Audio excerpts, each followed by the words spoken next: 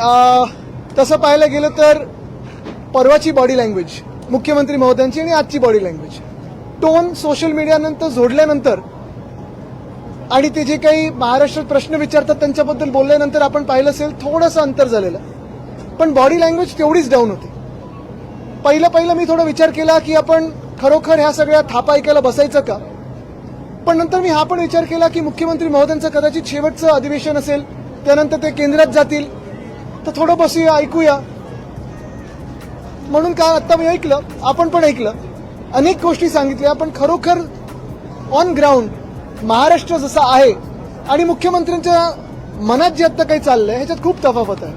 त्यांचा ground connect हा तुटलेला आहे हे क्लिअरली कळतंय.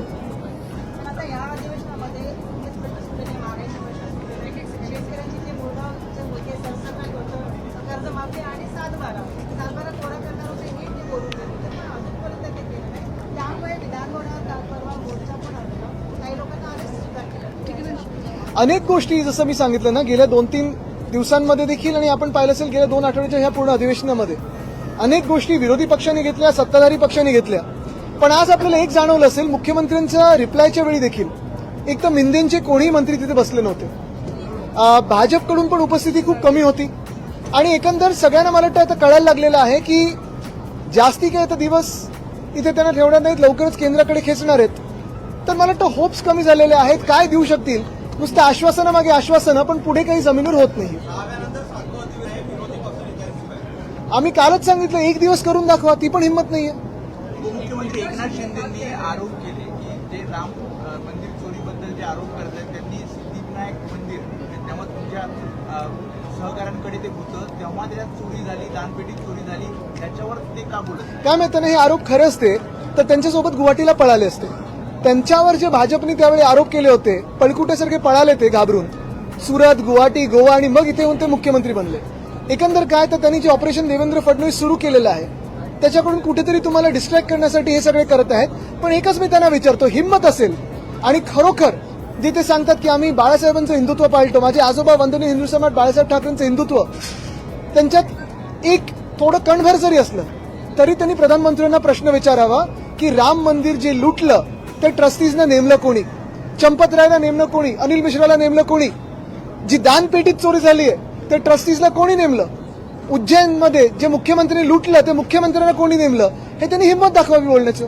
ऑपरेशन देवेंद्र तुम्ही म्हणताय, ह्या अधिवेशनामध्ये पुन्हा एकदा ऑपरेशन टायगर 3.0 अशी, अरे बाकी सगळे ऑपरेशन करा, पण ऑपरेशन देवेंद्र फडणवीस आपल्या डोळ्यासमोर चाललेलं आहे. तुम्ही बॉडी लँग्वेज बघा, आजचं भाषण बघा आणि थोड्या दिवसानंतर तुम्ही जे मी बोलतोय ते खरेल तेव्हा बघाल.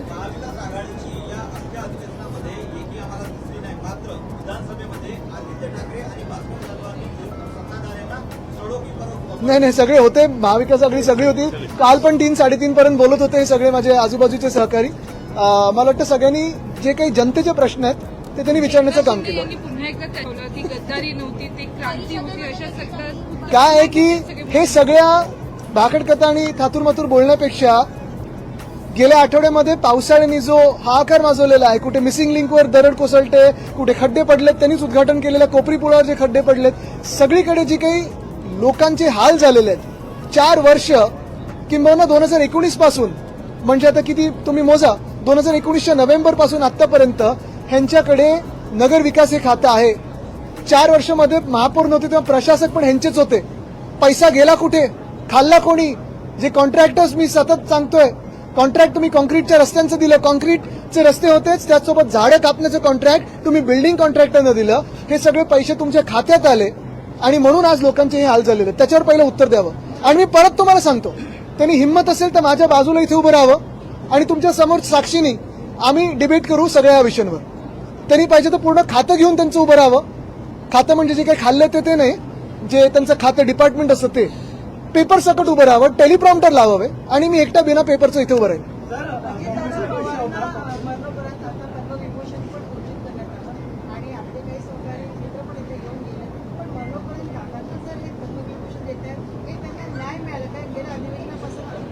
मला वाटतं हा विषय थोडा सेन्सिटिव्ह आहे. आता पण मुख्यमंत्री महोदयांनी त्याच्यावर आता ते सांगितलं की इन्व्हेस्टिगेशन चालू आहे, ते पूर्ण झाल्यानंतरच त्याच्यावर काही वक्तव्य करू शकतो. कॉम्प्लिटिकेशनचा विषय होता, परवा आयुक्तांची प्रेस गेली, त्यामुळे कॉम्प्लिटिकेशन हे एकमेव कारण नाहीये, खूप कारण आहे. निश्चितपणे नक्कीच एकच कारण नाही, दुसरं कारण हे आहे की ज्या महानगरपालिकेच्या मध्ये महापौर आता बसलेत भाजपचे, त्याच महानगरपालिकेने बिल्डर कॉन्ट्रॅक्टरला हे ट्री ट्रिमिंगचं कॉन्ट्रॅक्ट दिलेलं आहे.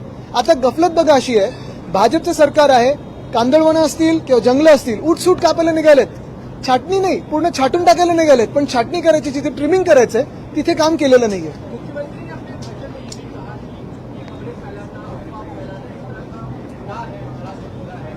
उनके मन में उनको सवाल पूछना गुनाह है. परसों जो उन्होंने कहा भाड़े के तत्ते के और क्या क्या कहा, यानी शब्दों का ऐसे इस्तेमाल किया, मुझे नहीं लगता उनके मुंह में ये कभी हमने सोचा था ऐसे शब्द आएंगे.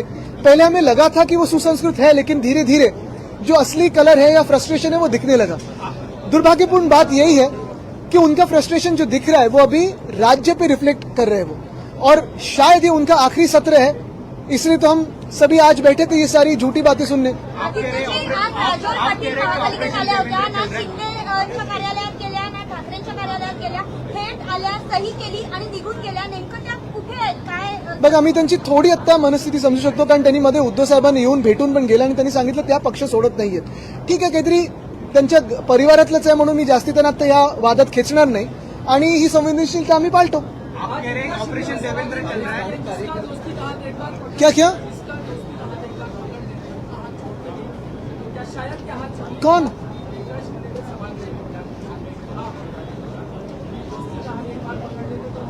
हाथ फिर कंधे फिर सर, अभी छोड़ दो ना, क्या क्या करते हो छोड़ दीजिए. आप कह रहे हैं ऑपरेशन उनके वो क्या, उनको क्या पकड़ना वो देखे. आप कह रहे हैं ऑपरेशन देवेंद्र चल रहा है. का आरोप लगाया, उन्होंने कहा कि देखिए, चोर ये एकनाथ शिंदे है, फेकनाथ मिंदे है.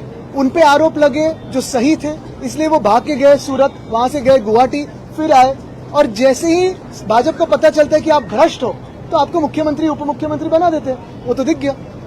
चेंबूर का जो ए, हादसा तुम्हें आत्ताच विचारा ना, बाहर में तो आप यू कह रहे हैं कि ऑपरेशन देवेंद्र चल रहा है, क्या कुछ ऑपरेशन देवेंद्र है, आपसे जानना चाहेंगे. ये ऑपरेशन टाइगर, ऑपरेशन तुतारी, ऑपरेशन ये ऑपरेशन वो, ये कोई बात नहीं है.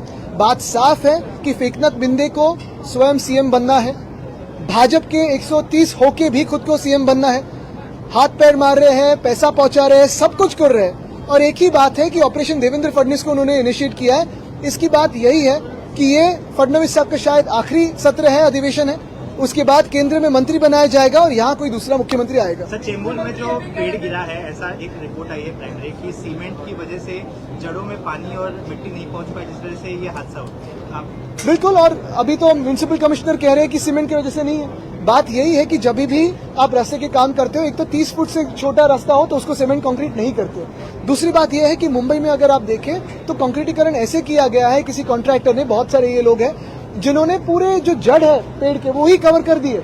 नॉर्मली मिट्टी के होने चाहिए या पोरस कंक्रीट होना चाहिए, फिर उसके बाद एसफॉल्ट का एक लेयर होता है, फिर कंक्रीटीकरण होता है. ये तो बिना देखे हर जगह कंक्रीट का इस्तेमाल किया है.